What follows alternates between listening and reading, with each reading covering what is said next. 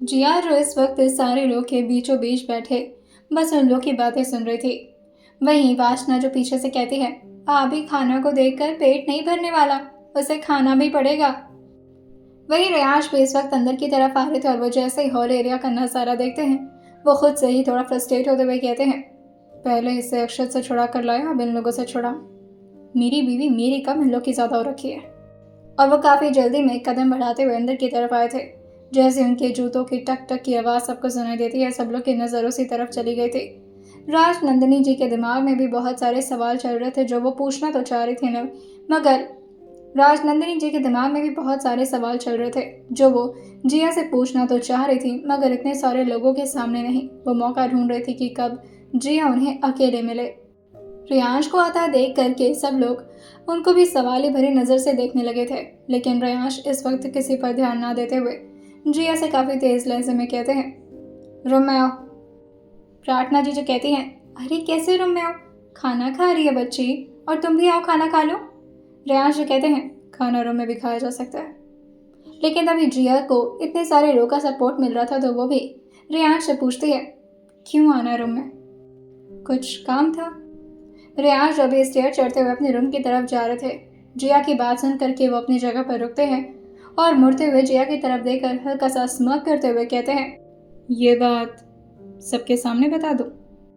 वहीं गौरव झट से खड़े होते हुए कहता है, अरे नहीं नहीं भाई, बच्चे भी हैं यहाँ पर। ये सब बात अच्छा नहीं लगता ऐसे बच्चों के सामने बोलते हुए। और वो जोकरों की तरह स्माइल भी रियांश को पास कर रहा था। रियांश उसको घूरते हुए देखकर कहते हैं, बच्चों के साथ गधे भी नजर आ रहे हैं मुझे, और तुम रूम में आओ। वही नीचे से वेदिका जो कहती है, भाई और खाना। रियांश कहते हैं, रूम में ले आकर पहुंचा दो, अगर उसे भूख लगी हो तो। रियांश अभी 5-6 सीढ़ी चढ़ी थे कि तभी फिर से आवाज आती है, और आप नहीं खाएंगे बेटा जी। रियांश फिर से रुकते हुए रेलिंग की तरफ घूम कर देखते हुए कहते हैं, मेरा पेट भरने के लिए कोई और है, बस आप उसे आने की इजाजत दे दीजिए। और ये बोलकर वो अब अपने रूम में जा चुके थे। प्रार्थना जी जो अपनी बेटे के बाद से वैसे तो दिखावे में काफी गुस्सा कर रही थी, लेकिन अंदर ही अंदर तो उनके लड्डू फूट रहे थे और वो खुद से ही कहती हैं, लगता है अब हमारे भी घर में किलकारियां गूंजना शुरू हो जाएंगी। मेरा बेटा तो काफी फॉरवर्ड निकला। और वो जिया को खुद ही उसके कंधे पकड़कर खड़ा करते हुए कहती हैं, जाओ तुम बेटा। जिया जो तुरंत ही अपने सर को नाम में हिलाते हुए कहती है, नहीं नहीं नहीं, मुझे तो खाना खाना था ना। प्रार्थना जी जो कहती हैं, खाना रूम में भिजवा देती हूँ ना बेटा, चलो जाओ। जिया जो कहती है, मम्मी जी थोड़ा देर सब लोग के साथ बातें कर लूँगी, भाभी भी तो है ना यहाँ पर। और वो दौड़ करके जाकर मृदुल का हाथ पकड़ लेती है कि तभी मृदुल जो कहती है, नहीं नहीं, हम सुबह भी बात कर लेंगे, हो सकता है उनको कुछ इमरजेंसी हो, ऐसे पति लोग को वेट नहीं कराते, जाओ ऊपर। जिया बुरी हालत में फंस चुकी थी। वो नहीं चाह रही थी कि इस वक्त वो रियांश को फेस करे। एक तो उसकी अपनी ही बातों ने उसे फंसा रखा था, दिमाग में तो उसके अभी भी यही चल रहा था कि कहीं रियांश ने उसकी फीलिंग्स समझ तो नहीं ली, और यहाँ पर कोई भी फैमिली मेंबर उसका साथ नहीं दे रहा था। जिया को मुंह बना करके ऊपर की तरफ जाना ही पड़ता है। जिया धीरे धीरे एक एक सीढ़ी ऊपर की तरफ बढ़ती जा रही थी। वहीं गौरव जो वासना के सर पर मारते हुए कहता है, तभी से देख रहा हूँ रसगुल्ला घूरे जा रही है, अगर इतना ही भूख लगा तो खा लेना मोटी। वही वासना जो कहती है, मैं तो सोच रही थी कि ये सब कुछ ऊपर कैसे लेकर जाना है, और खाने के बारे में दिन भर तू ही सोचता रहता है, खब्बोदड़। वासना जो खड़े होते हुए कहती है, चलो वेदिका मेरी हेल्प कराओ, सारा खाना ऊपर लेकर जाना पड़ेगा, एक तो इतनी सारी वेराइटीज है, 5-6 बार तो ऊपर नीचे ही करना पड़ जाएगा। लेकिन तभी प्रार्थना जिसको रोकते हुए कहती हैं, कोई ज़रूरत नहीं है, रहने दो। वहीं वासना और वेदिका जो अपनी मम्मी को हैरान होकर देखती हैं, जो उन दोनों को देखकर अपने सर को हाँ मिलाते हुए कहती हैं, कहा ना मैंने कोई ज़रूरत नहीं है खाना की। लेकिन तभी वेदिका जो कहती है, पर मम्मा को भूख लगी होगी, जिया ने कुछ नहीं खाया और भाई ने भी तो कुछ नहीं खाया ना। वही प्रार्थना जी जो हल्का सा मुस्कुराते हैं, लेकिन वो जैसे तैसे करके अपने स्माइल को कंट्रोल करते हुए कहती हैं, जब मियाँ बीवी एक साथ होते हैं ना कमरे में, तो दोनों को भूख नहीं लगती। अगर गलती से भूख लग भी गई तो आपस में एक दूसरे की भूख प्यास खत्म कर देते हैं। वासना जो हैरान होकर कहती है, क्या ये कौन सी भूख, मुझे तो नहीं पता इस बारे में। प्रार्थना जी जो कहती हैं, अभी शादी नहीं हुई ना तुम दोनों की, जब हो जाएगी तब समझ में आएगा। जितेंद्र जी उनके थोड़े ही दूर पर बैठे हुए थे, जिसकी वजह से प्रार्थना जी की आवाज़ उन तक पहुंच रही थी। बाकी सब लोग तो आपस में व्यस्त थे, मगर जितेंद्र जी उनकी बात को सुनते हुए उन्हीं की तरफ लगातार मुस्कुराते हुए देखे जा रहे थे। और जैसे ही वासना और वेदिका वहां से गए थे, वो प्रार्थना जी के हाथ पकड़कर अपनी तरफ खींचते हुए कहते हैं, आपको अभी भी याद है वो रात? प्रार्थना जी तुरंत ही उनके पीठ पर झूठ में मारते हुए कहती हैं, आप ही क्या करें, हाथ छोड़िए, सब लोग यहीं पर हैं। जी हाँ, वैसे तो इतना स्लो चलती नहीं थी, मगर वो जानबूझ करके अपने लहंगे को उठा करके काफ़ी धीरे धीरे कदम को आगे बढ़ा रही थी। वो बस सोच रही थी कि काश कोई उसे अपने पास बुला ले और उसे रेयांश के पास न जाना पड़े, मगर इसका ऑप्शन नहीं बचा था उसके पास, क्योंकि रेयांश अभी उनके अपने कमरे से टिक करके खड़े थे, यानी कि डोर फ्रेम से। लेकिन जिया को इसका ऑप्शन मिलता ही नहीं। वो भी पीछे की तरफ देख ही रही थी कि कोई उसे बुला ले। तभी रेयांश उसके सामने आते हुए उसके कमर पर अपना हाथ रखकर कहते हैं, मुझसे बचने का बहाना मत ढूंढो, कोई फायदा नहीं है। और जिया के पैर अचानक से ही हवा में झूल गए थे। जिया तुरंत ही अपने चेहरे को रेयांश की तरफ करती है और अपने हाथ को उनके कंधे पर मारते हुए जिया जो अपने दोनों हाथ को उनके कंधे पर मारते हुए कहती है, उतारिए, क्या करें, उतारिए ना।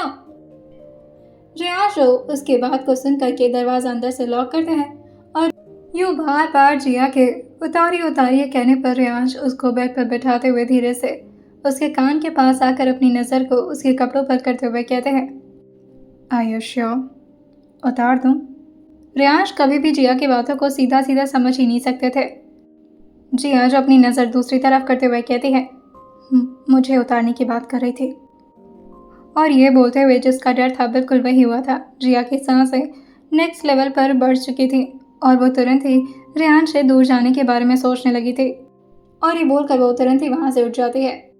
रेयांश ने इस बार उसको रोका नहीं था और वो भी अब आकर के उसी जगह पर बैठ गए थे जहाँ पर अभी जिया थोड़ी देर पहले बैठी थी। रेयांश बस बेड के सराहने से टिक करके उसको ही देखे जा रहे थे। उन्होंने अपनी शर्ट वगैरह भी नहीं उतारी थी, वो उसी कपड़ों में बस आराम से बेड पर बैठे हुए थे। वहीं जिया जो अपने लहंगे को संभाल करके ड्रेसिंग टेबल के सामने आती है और अपने सारे ज्वेलरीज को निकालना शुरू कर देती है। वो जैसे अभी सिर से दुपट्टा हटाई थी, रेयांश उसके ब्लाउज की तरफ ध्यान से देखते हुए उससे पूछते हैं, कोई मदद चाहिए मेरी? जिया जो खुद को शीशे में ही देखते हुए मुंह बनाकर कहती है, जी नहीं, मुझे आपकी कोई मदद की जरूरत नहीं है। उसकी बॉडी पर सिर्फ कपड़े थे, सारी ज्वेलरीज उसने निकाल करके ड्रॉअर वगैरह में रख दी थी। वो वार्डरोब में आकर के अपने कपड़े चेक करती उससे पहले रेयांश से कहते हैं, वो वाला नहीं, तुम्हारे सारे कपड़े दूसरे वार्डरोब में अरेंज करवा दिए मैंने। जिया जो बस मुंह बनाकर उनकी बात सुनती है और बिना उनकी तरफ देखे वहीं बगल में रखे दूसरे क्लोजेट के पास चली जाती है। वो जैसे ही अभी क्लोजेट का दरवाजा खोली थी, अंदर के कपड़ों को देखकर उसका दिमाग खराब हो जाता है और वो रेयांश की तरफ मुड़ते हुए कहती है, ये सारे क्या कपड़े? रेयांश कहते हैं, तुम्हें पैंट शर्ट पहनना है? जिया जो कहती है, पैंट शर्ट नहीं पहनना है, पर इस तरह की शॉर्ट नाइटी मैं नहीं पहनती। रेयांश अपने हाथ को फोल्ड करते हुए कहते हैं, अपने पति की बात नहीं मानोगी?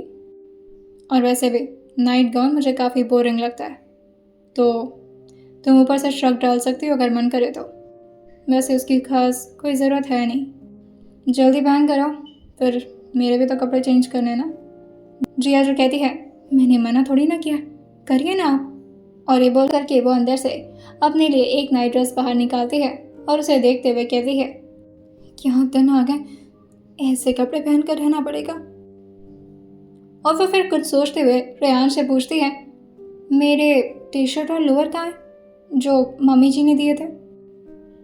रेयांश अपने हाथ के वॉच को निकालते हुए कहते हैं, बीवी बन चुकी हो अब तुम मेरी, लोअर टी शर्ट में अच्छी नहीं लगती तुम मुझे, चुपचाप से वही पहन कर आओ। जिया रेयांश से ज़्यादा बात नहीं करना चाह रही थी, जिसकी वजह से वो चुपचाप उस ड्रेस को लेती है और ड्रेसिंग रूम के अंदर चली जाती है। थोड़ी देर में रेयांश का इंतज़ार ख़त्म करते हुए जिया ड्रेसिंग रूम का दरवाज़ा खोलकर बाहर आई थी। उसके लंबे घने बाल जो कि खुले हुए थे, ऊपर से उसने नाइट ड्रेस के ऊपर एक श्रग डाला हुआ था, क्योंकि नाइट ड्रेस स्लीवलेस था और काफ़ी शॉर्ट भी, लेकिन वो श्रग जो कि उसको पूरी तरह से कवर कर रहा था।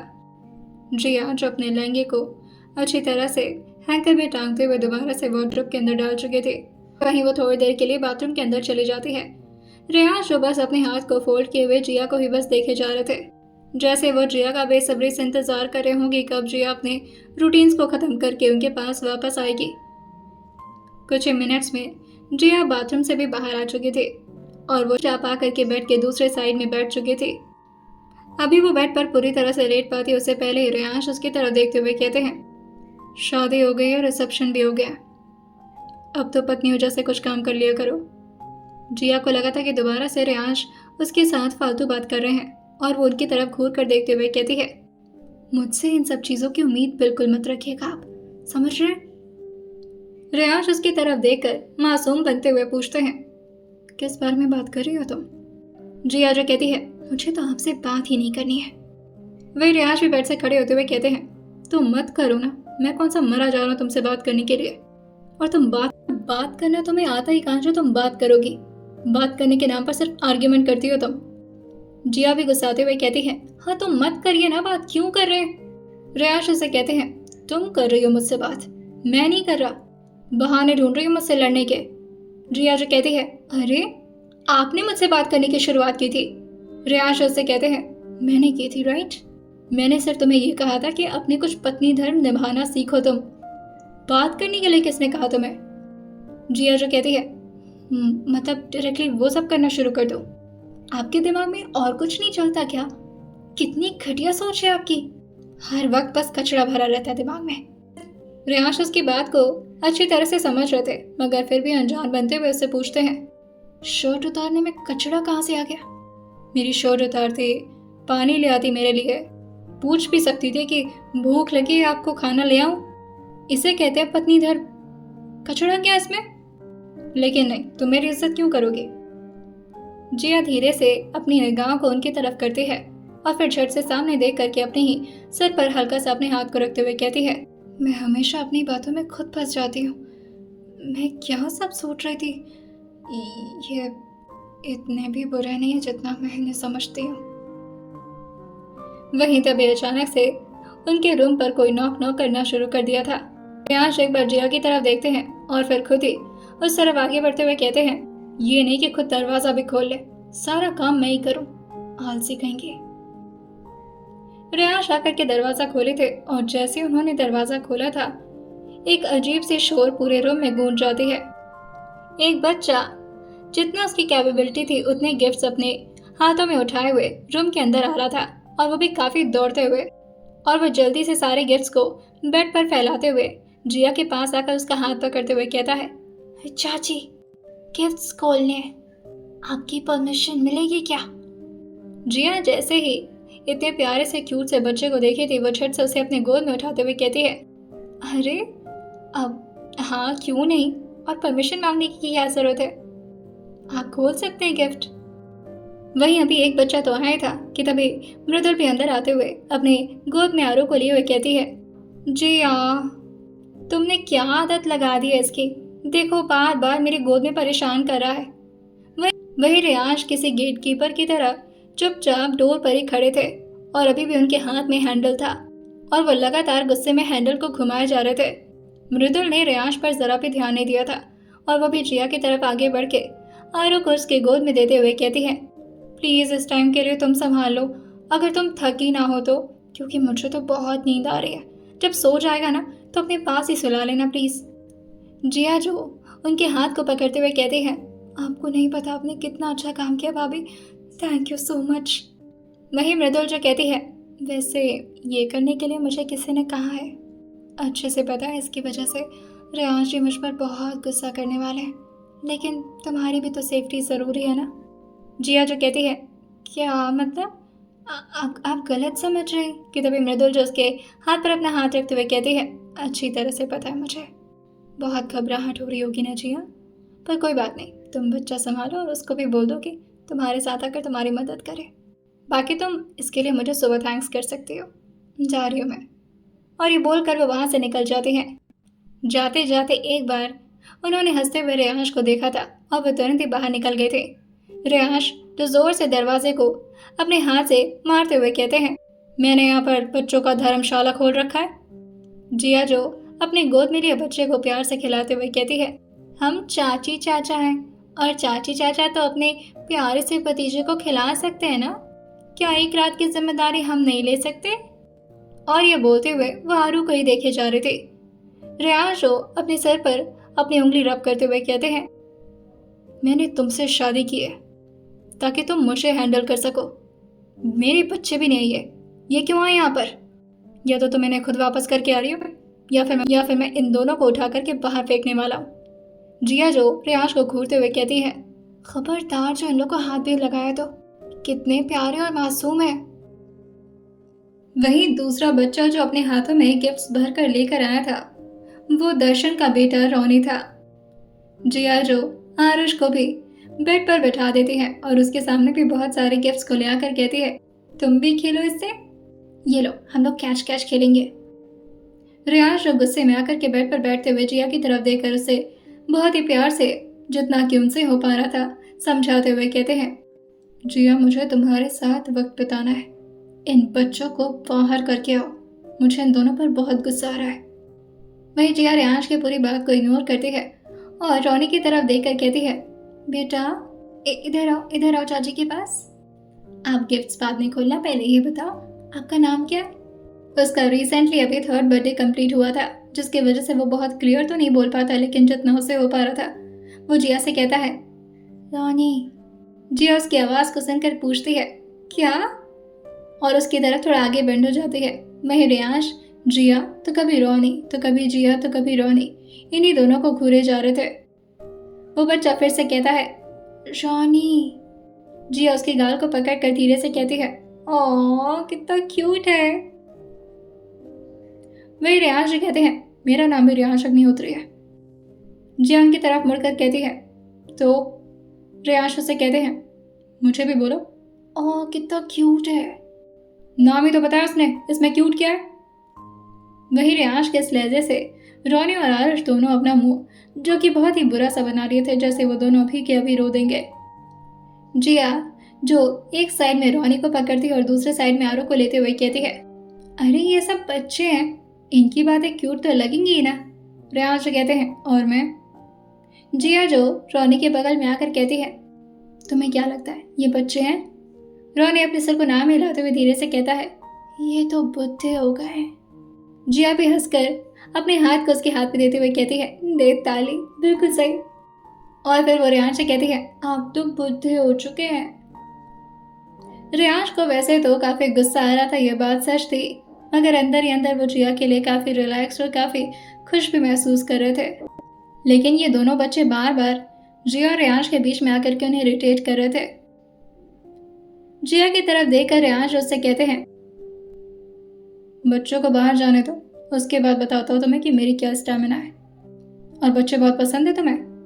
जिया अपने सर को हाँ मिलाते हुए कहती है, हाँ बहुत पसंद है। और ये बोलकर अभी वो अपने सर को नीचे की हुई थी, क्योंकि अभी रिसेंटली रियांश की बातों ने उसे थोड़ा परेशान कर दिया था। लेकिन ये तो रोनी और आरू थे जो कवच की तरह उसके लिए काम कर रहे थे, और रियांश के गुस्से और उनकी हरकतों से जिया को बचा कर रखे हुए थे। लेकिन रियांश पूरी बेशर्मी दिखाते हुए जिया से कहते हैं, तुम एक बार हुक्म तो करो, लाइन लगा दूंगा मैं तुम्हारे लिए। जिया जो अपनी आंखें बड़ी कर पूछती है, किसकी लाइन लगा देंगे? रियांश और रोनी और आरू को देखकर थोड़े गुस्से में कहते हैं, बच्चों के, ऑब्वियसली, जितने कहोगे उतने बच्चे, वो भी हमारे प्रोडक्ट्स, किसी और के प्रोडक्ट्स को इतना प्यार करने की ज़रूरत नहीं है। लेकिन जिया जो कहती है, आज पूरी रात ये लोग यहीं पर रहने वाले, तो आप ना चुपचाप से सो जाइए। और फिर से जिया जो कि आरू और रोनी के साथ खेलने लगी थी। अब रियांश समझ गए थे कि जिया ऐसे तो मानने वाली नहीं है, और वो खुद ही रूम से बाहर चले जाते हैं। जिया जो गहरी सांस भरते हुए कहती है, ओह फाइनली गए। और फिर वो रोनी और आरू को अपने सामने बिठा करके धीरे धीरे गिफ्ट्स खोलना शुरू कर देती है, जो कि उसको रिसेप्शन में बहुत सारे लोगों से मिले थे। जिया जो उन दोनों बच्चों के साथ काफ़ी प्यार से खेल रही थी, लेकिन तभी तीनों लोग की रूह कांप जाती है जब रियांश अपने गोद में लूसीफर को लेकर अंदर आए थे। रोनी और आरू दोनों के दोनों फिर से जिया की गोद में चढ़ गए थे। रोनी जो जिया को जोर से पकड़ते हुए कहता है, चाची, ये चाचू क्या लेकर आ गए? जिया उन दोनों को अपनी बाहों में जोर से दबाते हुए खुद भी डरते हुए कहती है, ये तो बस बच्चों को परेशान करना चाहते हैं। ये क्या है? रेयांश कहते हैं, क्या हुआ? जिया जो कहती है, ये आप लूसीफर को क्यों लेकर आ गए? रेयांश कहते हैं, तुम अपने बच्चों के साथ खेलो, मैं अपने बच्चे के साथ खेल रहा हूँ, प्रॉब्लम क्या है? एक काम करता हूँ, तीनों बच्चे एक साथ बेड पर रहेंगे तो ज़्यादा अच्छा लगेगा, है ना? और ये बोल करके वो खुद ही बेड पर लूसीफर को छोड़ दिए थे। बच्चों को देखकर लूसीफर भी काफ़ी खुश हो गया था, क्योंकि उसे भी कोई अपने जैसे उम्र का मिल गया था। वो कभी आरो के पास जाता तो कभी रोनी के पास। वहीं जिया और ज़्यादा पीछे हो गई थी, और रोनी जो कि तुरंत ही बेड से नीचे उतर जाता है। आरो भी तेज तेज चिल्ला करके रोना शुरू कर दिया था। जिया भी एक बार लूसीफर के चेहरे की तरफ देखती है और बस फेक स्माइल पास करते हुए वो भी जल्दी से खड़ी हो जाती है। रोनी तो जैसे तैसे करके रूम के दरवाजे को खोल करके बाहर भाग गया था। वो जैसे ही अपने रोने का लाउड स्पीकर सुनाते हुए बाहर की तरफ भागा था, राधिका दौड़ करके रोनी के पास आते हुए उससे पूछती है, क्या हो गया बेटा? चाचू ने मारा? लेकिन तभी रोनी जो कहता है, नो, लूसी। उसको उसका पूरा नाम तो नहीं पता था, लेकिन थोड़ा बहुत बाकी लोग के मुंह से उसने लूसीफर का नाम सुना था। राधिका तुरंत ही गोद में उठाते हुए उसे कहती है, you mean Lucifer? Lucifer is in the room? और वो भी भाग करके मृदुल के पास आते हुए कहती है, मृदुल जाकर के अपने बच्चे को बचाओ, वो टाइगर का बच्चा रूम में जा चुका है, जल्दी जाओ। दर्शन और वीर भी मृदुल के साथ आ गए थे। वीर जो कहता है, ये शख्स ना मुझे चैन से जीने देगा और ना मेरे बच्चों को। जिया भी तुरंत ही अभी गेट पर आई थी कि तभी वीर बाहर से दरवाजा खोलते हुए कहता है, आरू। वो जैसे आरू चिल्लाया था, जिया तुरंत ही आरू को उसकी गोद में थमाते हुए कहती है, कुछ नहीं हुआ, बस थोड़ा बहुत रो रहा है। वहीं वीर जो पीछे की तरफ देखते हुए लूसीफर को देखता है और कहता है, इंसानों के बच्चे कहाँ से पसंद आएंगे? खुद इंसानों का तब तो पसंद आएंगे ना। लेकिन रेयान सबको इस तरह से परेशान होता देख कर कि बस एक तिरछे स्माइल पास करते हैं और लूसीफर को थोड़ा लेटे हुए अपनी बाहों में लेकर कहते हैं, वाकई में बहुत काम आते हो तुम मेरे। लव यू माय गुड्डा, माय बच्चा। वहीं जिया भी अभी गेट पर ही खड़ी थी कि तभी रेयांश उसको ऑर्डर देते हुए कहते हैं, अब किसको ढूंढ रही हो बचने के लिए? आ जाओ मेरे पास, आखिरी ऑप्शन मैं ही हूं तुम्हारे लिए। जिया जो धीरे से पीछे की तरफ मुड़ती है और धीरे धीरे अपने कदम को बेड की तरफ बढ़ाते हुए बिल्कुल बॉर्डर लाइन पर जाकर के लेट गई थी। वही रेयांश थोड़ा और बीच में आते हुए लूसीफर को अपने गोद में लिए हुए उससे कहते हैं, आज तो लूसी बहुत खुश होगा, है ना? किसी ने आज अपने प्यार का इजहार जो किया है। और ये वो जिया को ही सुना रहे थे। वहीं जिया भी रेयांश की बातों को बहुत ध्यान से सुन रही थी। लूसीफर बस अपनी आंखें झपकाते हुए एक बार रेयांश को देखता है और फिर जिया की तरफ अपना चेहरा मोड़ लेता है। वहीं रेयांश शूट में मुंह बनाते हुए लूसीफर की गाल को अपनी तरफ करते हुए कहते हैं, यू नो व्हाट, बच्चा तो खुश हुआ पर डरा नहीं। वैसे किसी ने इजहार तो किया है मोहब्बत का, पर मेरे सामने करने से शायद डरती है। बहुत प्यारी है मगर थोड़ा ज़्यादा यकड़ू है। ये बातें सुन करके जिया जो बस अपनी आंखें बंद के हल्का हल्का मुस्कुराए जा रहे थे। वे रेयांश जिया को इतना चैन से मुस्कुराता वह कैसे देख सकते थे, जिसकी वजह से वो अपने स्टेटमेंट को चेंज करते हुए जिया को चढ़ाते हुए कहते हैं, स्काई ब्लू लहंगे में क्या लग रही थी, नहीं बिल्कुल फेरी की तरह। वहीं जिया पहले तो हल्का सा भी मुस्कुराए थे, लेकिन तभी अचानक से उसे याद आता है कि उसने स्काई ब्लू कलर का तो लहंगा नहीं पहना था, बल्कि उसने तो बेबी पिंक कलर का लहंगा पहना था। वो लगातार जिया की हरकतों को देख रहे थे। जिया इस वक्त दूसरी तरफ करवट तो की हुई थी, लेकिन अब उसको काफ़ी बेचैनी महसूस हो रही थी और वो चाह रही थी कि वो रेयांश से खुद ही पूछ ले कि आखिर किस लड़की के बारे में जिक्र कर रहे हैं वो। वहीं रेयांश इस तरह जिया को परेशान होता देख करके आगे अपनी बात को कंटिन्यू करते हुए कहते हैं, उसकी आंखें, उसके गाल पर वो नेचुरल ब्लश, और जब मुझे देख रही थी इतना शर्मा रही थी ना।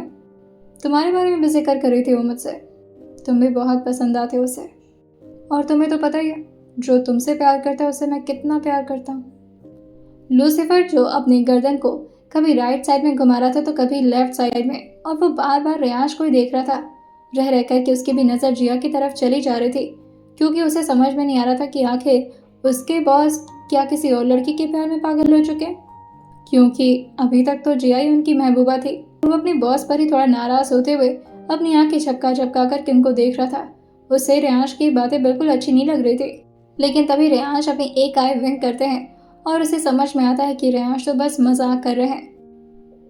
रेयांश आगे कहते हैं, उसके गोरे पतले कमर, उफ, सोच रहा हूँ कल के लिए भी इन्वाइट कर लूँ उसे, ऑफिस में बुला लूँगा, बात भी हो जाएगी उससे और उसकी खूबसूरती भी थोड़ी बहुत देख ही लूँगा। जिया जोर जोर से चिल्लाते हुए कहती है, मुझे सोना है, अगर हो सके तो शांति मिलेगी मुझे। रेयांश अपनी एक उंगली को अपने होठों पर रख करके लूसीफर की तरफ देख कर कहते हैं, शांत हो जाते हैं, कोई जेलस हो रहा है, चलो तुम्हें भी तुम्हारे रूम में छोड़ देता हूँ।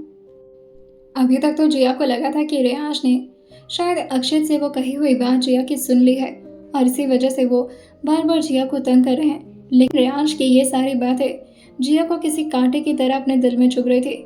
जैसे ही रेयांश लूसीफर को लेकर के रूम से बाहर निकले थे, जिया तुरंत ही उठकर बैठ जाती है और उसके सीने में एक अजीब सा दर्द उठ रहा था, जिसके बारे में वो खुद भी समझ नहीं पा रही थी कि आखिर उसे ऐसा महसूस क्यों हो रहा है।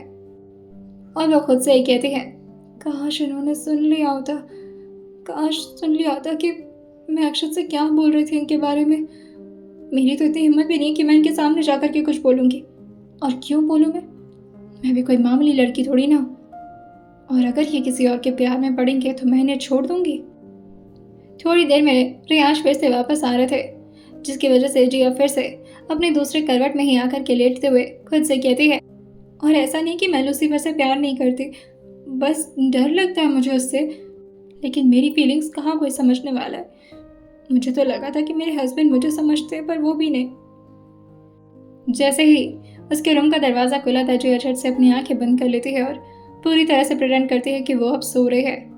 रेयांश को समझ में तो आ गया था कि जिया कितने गुस्से में होगी, जिससे रेयांश अपने कपड़े को चेंज करते हुए थोड़ी देर वॉशरूम में जाते हैं और फिर वहां से बाहर आकर के जिया के बगल में आकर लेट जाते हैं। रेयांश जानबूझ करके जिया से काफी दूर लेटे हुए थे ताकि वो जिया को और अच्छी तरह से परेशान कर सके। जिया बस वेट कर रही थी कि कब रेयांश खुद उसकी तरफ आकर के उसके कमर पर हाथ रख के आराम से सोएंगे। वो भी आजकल ऐसे ही नींद की आदत लग चुकी थी। थोड़ी देर में कमरे में फिर से पूरी तरह से सन्नाटा फैल चुका था और रेयांश की सांसें अब काफी धीरे हो चुकी थी, यानी जिया को समझ में आ जाता है कि रेयांश अब सो चुके हैं।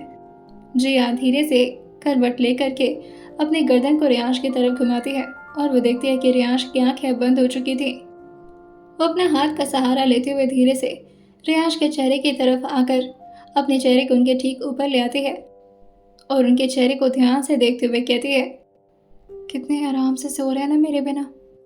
अब तो इनकी बातों में 100% सच्चाई नजर आ रही है। किसी और से मोहब्बत हो गई इनको, मैं ही डफर हूँ, बता दी होती इनको, इतनी देर कर दी कि अब तो ये मुझे अप्रोच करना भी छोड़ दिए, फ्लर्ट भी नहीं करे मुझसे। और क्या कह रहे थे, मत बात करो, मैं कौन सा मरा चाह रहा हूँ तुमसे बात करने के लिए।